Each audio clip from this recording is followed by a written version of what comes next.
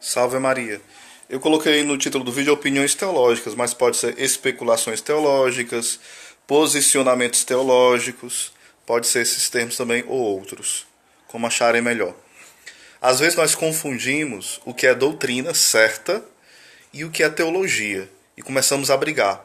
Fulano é herege, fulano não sabe de nada, fulano é um louco, é um traidor da fé, fulano, ciclano, beltrano, sei lá, não sabe nada da igreja, está ensinando heresia. Nem sequer nós sabemos o que é heresia às vezes. Não sabemos quando aplicar esse termo. Às vezes nós não sabemos diferenciar quando uma coisa é de fé, é dogma, é doutrinário, e quando é algo apenas, embora seja importante, algo teológico. Claro que há opiniões teológicas e posicionamentos teológicos que são firmes, que vai em unidade. Por exemplo, existem posicionamentos teológicos que, por exemplo, são quase que unânimes, de doutores da igreja, de santos padres, de papas, de grandes santos, de grandes teólogos. Aí você vai dar uma credibilidade maior, bem maior. E pode ouvir outras opiniões. Por exemplo, teve santos que tinham uma opinião teológica e o outro santo tem outra opinião teológica. Quais dos santos está sendo herege? Nenhum, porque são opiniões possíveis dentro da teologia. É uma explicação da fé ou uma explicação do dogma, né? Quando se fala o que é a fé da igreja, isso seria a doutrina. Mas explicar como se dá, como é aquele dogma, especulando, explicar de forma bem pedagógica, bem explicativa, bem minuciosa, aí vai variar de opiniões teológicas. Mas o conselho que eu dou é que a gente esteja com os melhores teólogos, né?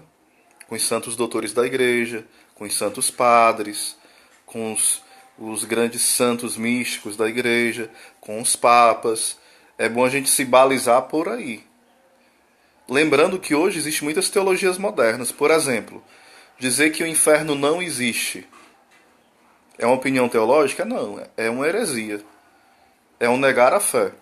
Se isso parte de um teólogo da igreja, ele não é teólogo mais não, viu? Ele é apenas alguém que estuda a Bíblia de forma cética. Então, a teologia moderna, no sentido assim, vamos inovar. Inferno não existe, demônio não existe, Jesus não era Deus, ele não ressuscitou, é apenas uma forma de falar, a Virgem Maria não era virgem, entendem? Isso são coisas equivocadas, errôneas, prejudiciais e terríveis para quem se diz teólogo. Existem teólogos que querem estar acima do magistério da igreja. Existem teólogos que querem inovar tanto que acabam perdendo a fé, ou seja, entrando na apostasia mesmo, o abandono da fé.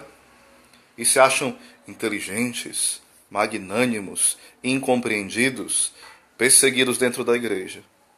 Tenhamos cuidado com esses inovadores, com esses que querem ser estrelas, com esses que querem ofuscar a glória de Cristo e querem banalizar a fé e explicar de forma social, política e econômica tudo que está na Bíblia, tudo que está na tradição. Tenhamos cuidado com esse tipo de teologia. Aí não é nada de teologia. Aí está mais para agia, para sapo, para réptil, mas não tem nada de teologia. Tem nada com Deus. Tem a ver com o diabo que eles nem acreditam, né? Então tenhamos cuidado.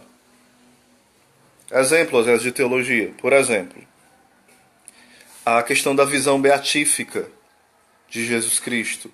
Quando Jesus foi concebido no seio da Virgem Maria, a grande maioria dos teólogos e dos santos padres e dos santos doutores são da opinião, quase que unânime, que no momento que Jesus foi concebido no seio da Virgem Maria, ele tinha um conhecimento adquirido, como fala o Rui Marinho, ele tinha um conhecimento infuso, o conhecimento beatífico e o conhecimento divino. Mas eu vou falar só de dois aqui que é mais colocado, né? Se crê, pela maioria dos teólogos, os bons teólogos, santos teólogos, doutores da igreja, que no momento da concepção de Jesus no seio da Virgem Maria, por exemplo, e até o final da sua vida, e sempre, né, depois que ele se fez homem, ele sempre via cada rosto, e, aliás, ele contemplava a Deus, o Pai, e sem dúvida o Espírito Santo ali, né, ele contemplava. Era a visão beatífica de Deus. E porque ele contemplava a Deus, desde a sua concepção, ele poderia ver o seu rosto. Ele poderia ver o meu rosto. Ele poderia ver o rosto de cada pessoa, em cada tempo, em cada instante. Ele via a pessoa inteira, o ser dela, né? E por isso ele cuidava, ele amava. Cada ato de Jesus, cada gesto.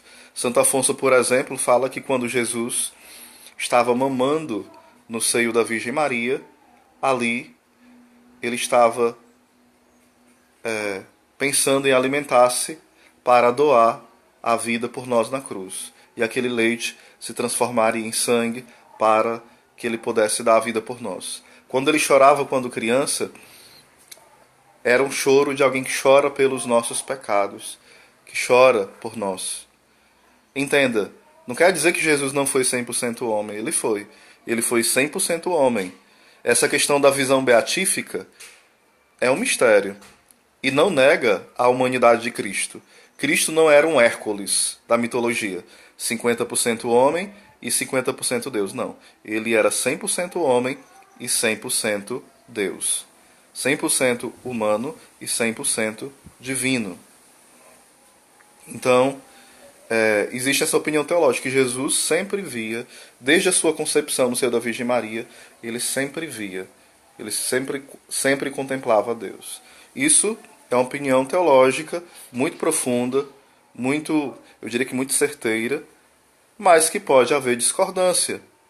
Pode haver alguém que discorde. E quem discordar não é herege. Entende?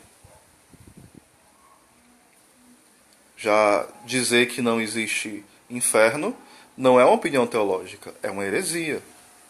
Dizer que Nossa Senhora não é virgem antes, durante e após o parto não é uma opinião teológica, é uma heresia, porque isso é doutrina da Santa Igreja, é dogma de fé. Dizer que Jesus não é Deus não é teologia ou opinião teológica, é heresia, é erro, e erro grave. Dizer que Nossa Senhora teve pecado é erro grave, é heresia, está fora do âmbito da Igreja. Isso, entenda.